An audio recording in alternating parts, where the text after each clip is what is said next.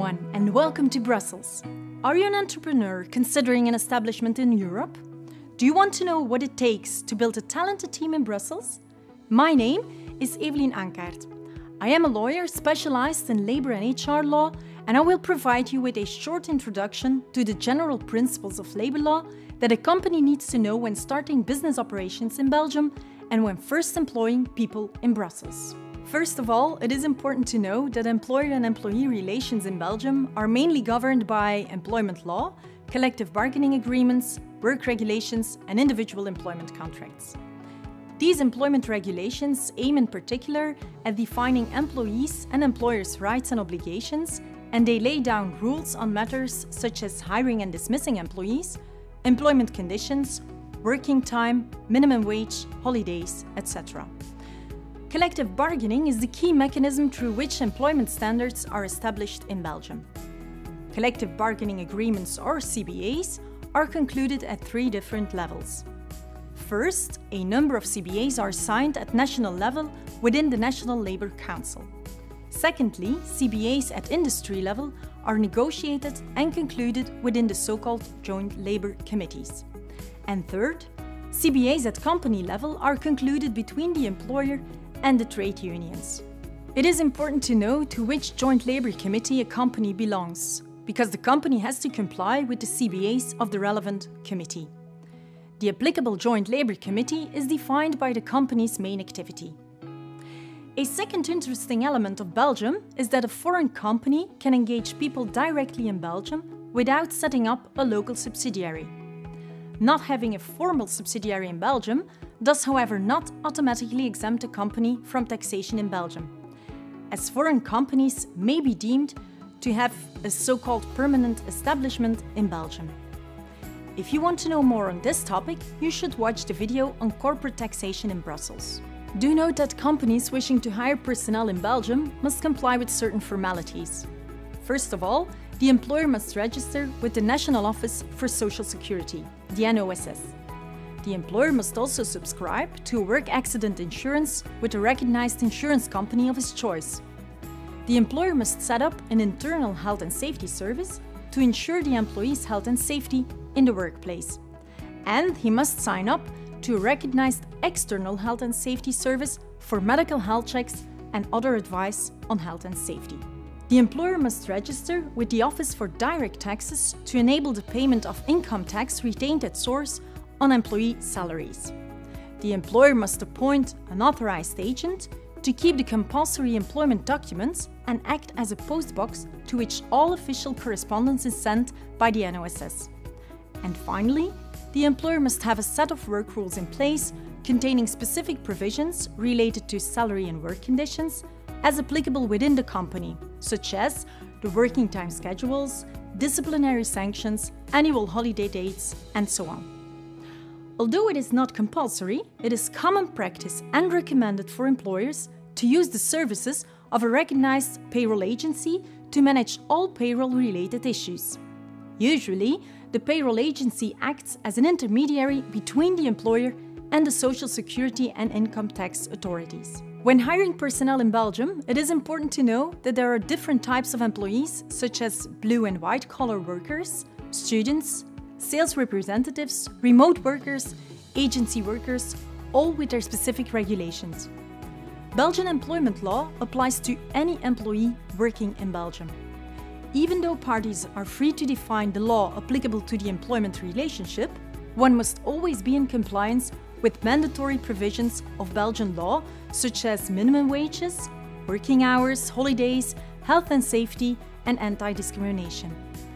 In Belgium, there are also language requirements in HR and employment relations.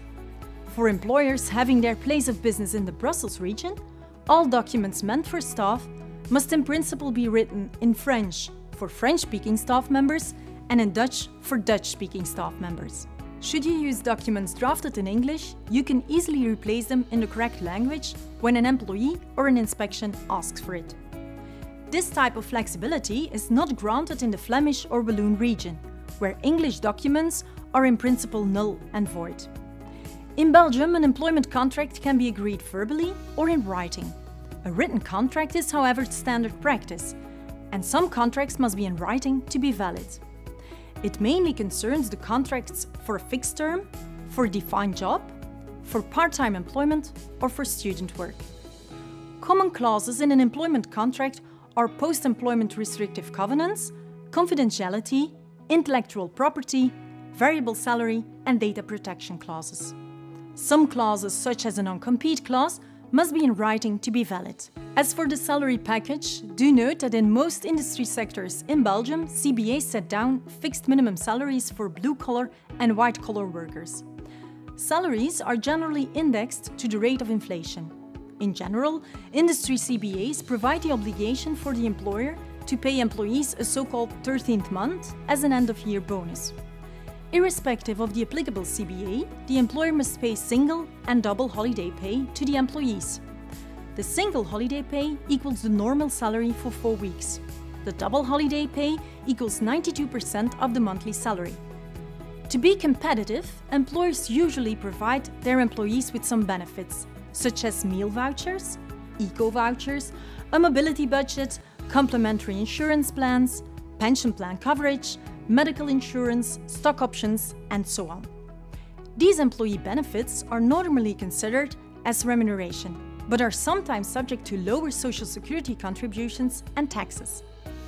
Social security benefits are financed by contributions paid to the NOSS by both employers, this is approximately 27% of the gross salary for white-collar workers, and by employees, this equals 13.07% of the gross pay. The salary cost in Belgium for a white-collar employee is thus calculated by multiplying the monthly gross salary with 13.92 to include the single and double holiday pay and the 13th month, and by adding approximately 27% employers' contributions. There are various measures to promote employment that reduce social security contributions or exempt employers from having to pay them. For example, for the first hired person, for hiring unemployed persons, young employees, older employees, etc. New employers who employ personnel subject to Belgian social security for the first time can benefit from a reduction for first recruitments for maximum 6 employees, if certain conditions are met. For the first hired employee, for example, the employer benefits from an exemption of employer's social security contributions for the full duration of the employment. With regard to the termination of employment, I would like to point out that in Belgium, both the employer and the employee can terminate an employment contract at any given time.